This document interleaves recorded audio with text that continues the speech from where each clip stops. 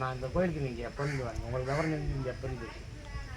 ஐயா எனக்கு இப்போ 60 வயசு ஆக போகுது. 60 வயசுலேருந்து அதுக்கு முன்னாடி எனக்கு ஒரு 5 வயசுலேருந்து இந்த கோயில் நல்லா தெரியும். ரொம்ப சிறப்பான கோயில். வச்ச கோரிக்கை மாறாது.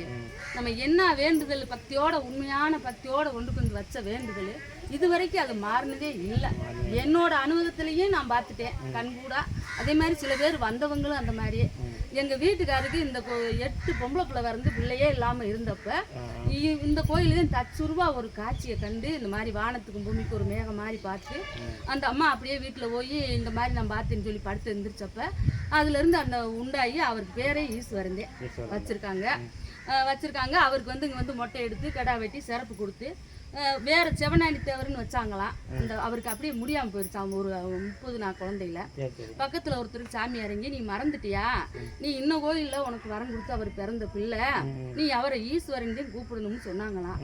அப்போ எங்கள் மாமியா வந்து ஈஸ்வரான்னு கூப்பிட மாட்டாங்களாம், அதேன்னு வருதுன்னு ஈஸ்வரரேன்னு தான் கூப்பிடுவாராம். இன்னும் நாங்கள் அந்த நம்பிக்கையில் எனக்கும் பிள்ளை ஊட்டி எனக்கும் சம்மந்தம் சாடி எனக்கு எப்படிப்பட்ட கவலை வந்தாலும் இந்த கோயிலுக்கு வருவோம். எல்லா பொதுமக்களும் இங்கே வந்து கல்யாணம் காட்சி. ஆனா குறிப்பா இந்த கோயில ரொம்ப விசேஷமா வரம் தரது குழந்தை வர வந்து மாறாதது.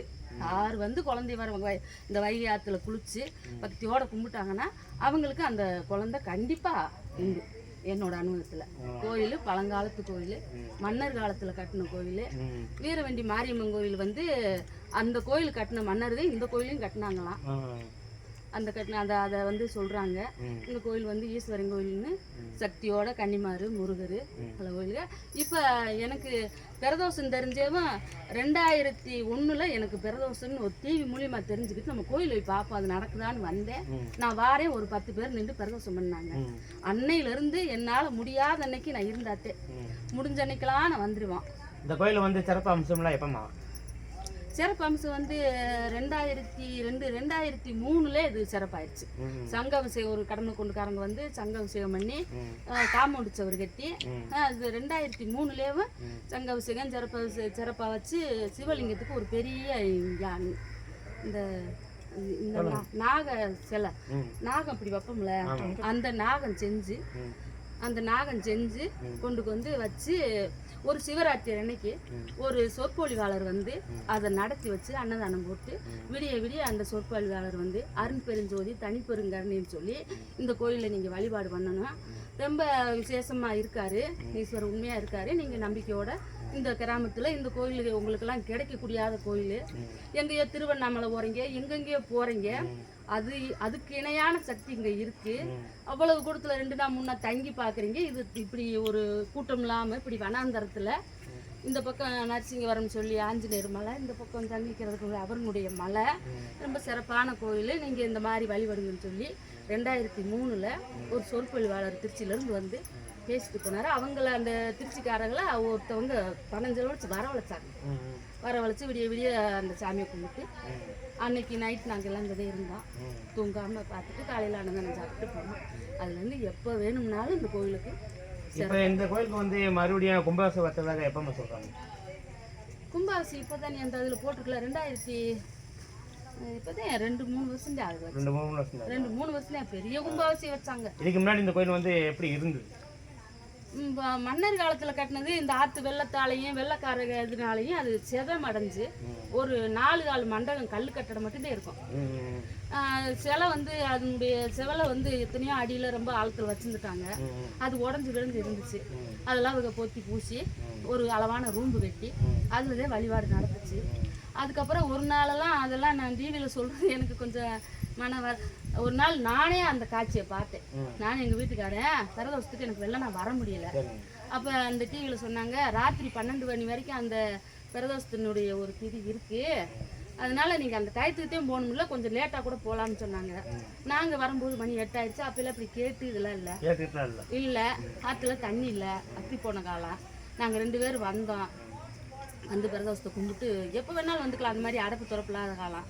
நாங்கள் வந்து இப்படி சுற்றி வர எங்கள் வீட்டுக்காரர் முன்னால் போகிறாரு, நான் பின்னால் போகிறேன். திடுதுப்புன்னு சத்தம் கேட்டுச்சு. என்னடா சத்தம் கேட்குது, யாரோ விழுந்தது மாதிரி கேட்குதே அப்படின்னு சொல்லி திரும்பி பார்த்து ஒருத்தருமே இல்லை. அப்படியே நாங்கள் மனசில் வச்சு சாமி கும்பிட்டு வீட்டுக்கு போயிட்டோம். அதே மாதிரி விஜயக்கருக்குல எங்க வீட்டுக்காரே பைக்கில் ஆக்சிடென்ட் ஆகி விழுந்து அந்த மாதிரி வந்துட்டாரு. அப்போ எனக்கு பயங்கயம்லாம் இல்லை. அப்போ எனக்கு அந்த அந்த முன்னாடி நடக்கிறத அன்னைக்கு அந்த ராத்திரி 11 மணிக்கு அந்த காட்சியை நான் பார்த்தேன். அதுக்கு முன்னாடி ஈஸ்வரன் ஒரு தகவல் சொல்லிட்டாரு, எப்படி இப்படி நடக்கும், கவலைப்படாத, பெருசா நடக்காதுன்னு சொன்னது மாதிரி ஒரு என் மனசுல ஒரு இது. அந்த மாதிரி அதை பார்த்தா. ஆனால் இந்த கோயில் எல்லா கோயிலும் சிறப்புதேன் இல்லை. ஆனால் இது தனிப்பட்ட முறையில் இந்த வனாந்தரத்துக்கு வந்து போனாலே ஒரு மோட்சம் புண்ணியம். ஒரு முறை வந்தாலும் போது அவ்வளவு ஒரு புனிதமான இடம். சுத்தமான காற்று, இயற்கை சூழ்நிலை, எந்த ஒரு வாசனையும் எந்த ஒரு கெட்ட சொல்லோ உலக சத்தம் கூட கேட்காத இடம். அவ்வளவு ஒரு பிரியமானவர். அவருக்கு பேர் உண்மையான பேர் ஈஸ்வரன். ஆனால் இப்போ வந்து இந்த கோயில் கும்பாபிஷேகம் வச்ச பிறகு இந்த மாதிரி சொக்கநாதர் அம்மா மீனாட்சி அம்மான்னு வச்சுருக்காங்க. ஆனால் இந்த அம்மா இவர் வந்து ரொம்ப ரொம்ப விசேஷமாக இருந்திருக்காரு. அவர் வாழ்ந்த காலத்தில், மன்னர் காலத்தில் அவர் ரொம்ப பெருமையாக வாழ்ந்திருக்காரு. இந்த இடத்துல மேலே சங்கிலி கரடுன்னு சொல்லி அந்த சங்கிலியெல்லாம் இன்னும் இருக்காது. சங்கிலி உண்மையிலேயே இப்படி வளைய மாதிரி கட்டி அந்த சங்கிலி வளைய இன்னும் போனாலும் பார்ப்போம்.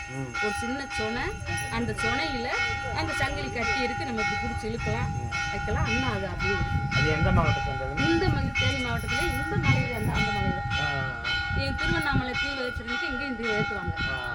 அந்த திருவண்ணாமலை தீவிரத்திற்கு இங்கேயும் போய் மேலே இப்போ இந்த 3 வருஷம் கும்பாபிஷேகம் நடந்த பிறகு இந்த தீவிர திருவிழாவை நடத்துகிறாங்க. இந்த கோயில் வந்து கடம்பொண்டு பக்கத்துல இன்னொரு பேர் நரசிங்கவரம் பழங்காலத்துல இருந்திருக்கு. இந்த கோயில் வந்து நரசிங்கவரம் இந்த ஏரியா ஊரா இருந்திருக்கு. அப்ப நரசிங்கவரம் இந்த ஊருக்கு பேர் இருந்திருக்கு. அடிக்கட்டுல அவங்க பார்த்துருக்காங்க கல்வெட்டுல அந்த மேல. அதான் நம்ம கேள்விப்பட்டோங்க. அது சொன்னாங்க நரசிங்கபுரம்னு சொன்னாங்க. நரசிங்கவரம் அந்த காலத்துல இருந்திருக்கு. இது ஊரான இருந்திருக்கு. மேல இன்னும் நீங்க போய் பாத்தீங்கன்னா அந்த இடத்த பார்க்கலாம். எந்த இடம்? இந்த இதுக்கு நேரம் அந்த தெரு ஒரு தனக்க மரம் இருக்குல்ல, அதை போஸ்ட் பண்ணுங்க. இந்த தென்னை மரம் இங்க பாருங்க. தென்னை மரத்துக்கு காமிக்கிறீங்க.